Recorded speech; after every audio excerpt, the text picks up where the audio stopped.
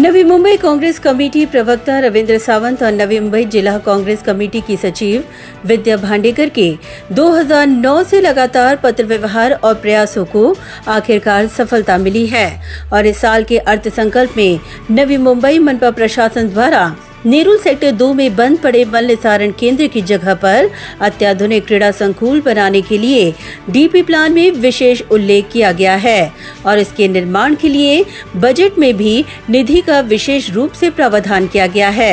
इस जनहितैषी निर्णय का स्वागत करते हुए नवी मुंबई जिला कांग्रेस सचिव विद्या भांडेकर ने नवी मुंबई मनपा प्रशासन का आभार व्यक्त करते हुए कहा कि अब जल्द मल निस्तारण केंद्र से होने वाली समस्या दूर होगी और प्रभाग के उभरते खिलाड़ियों को हक का स्थान और सुविधा अब उपलब्ध हो पाएगी। इसीलिए विद्या भांडेकर ने मनपा आयुक्त से मांग की है कि जल्द इस काम को अमली जामा पहनाया जाए और प्रभाग में क्रीड़ा संकुल जैसा एक माइलस्टोन प्रोजेक्ट को साकार किया जाए।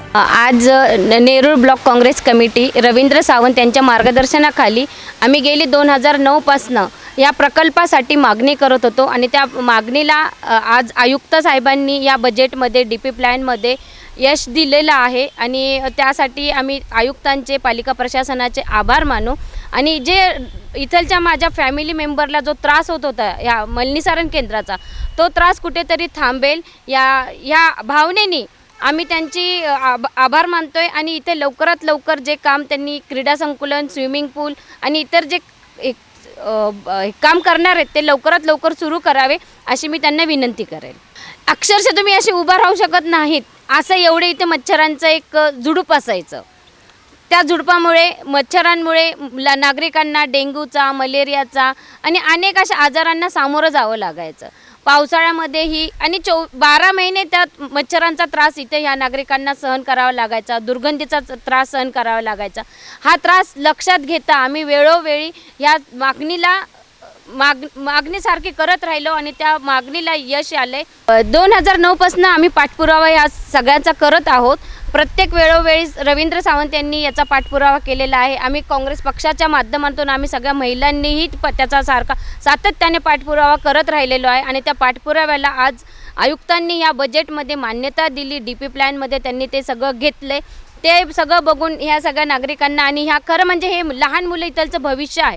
ह्या मुलांना खेळण्यासाठी इथं जलतरंग तलाव आणि क्रीडा संकुलन झालं म्हणजे एक इथलच्या स्थानिक रहिवाशांना काही त्रास होणार नाही आणि आपली मुलं आपल्या जवळपास खेळत आहेत आणि इथे आहेत याचा त्यांनाही आनंद होईल आणि आम्हालाही खूप आनंद होतोय। वहीं नागरिकों ने कहा कि मल निस्तारण केंद्र से उत्पन्न होने वाली समस्याओं को दूर करवाने की दिशा में रविंद्र सावंत और विद्या भांडेकर द्वारा किए गए प्रयासों का ही ये परिणाम है कि आज प्रभाग में क्रीड़ा संकुल जैसा एक मनपा के माध्यम से प्रोजेक्ट साकार होने जा रहा है। विद्याताईंनी जी केले ती भरपूर लय चांगलं केले। आम्हाला आनंद झालाय।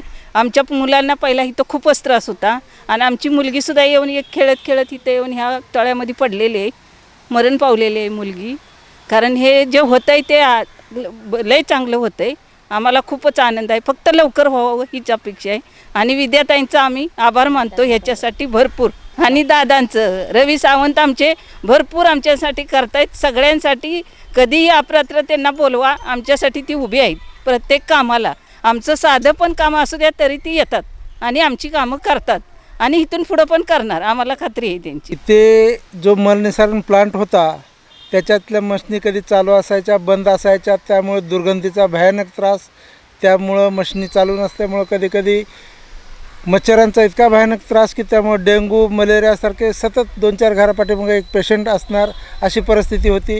या सगळ्यांपासून मुक्तता म्हणून इथे क्रीडा संकुल उभं राहतं आहे, याचा खूप आनंद झालेला आहे। तरण तलावही होतं आहे, त्याबद्दलसुद्धा ज्यांनी प्रयत्न केलेत त्या विद्याताई भांडेकर मॅडम यांचे आभार मानतो। आपण अभिनंदनास पात्र आहात। Bureau report Navi Mumbai network.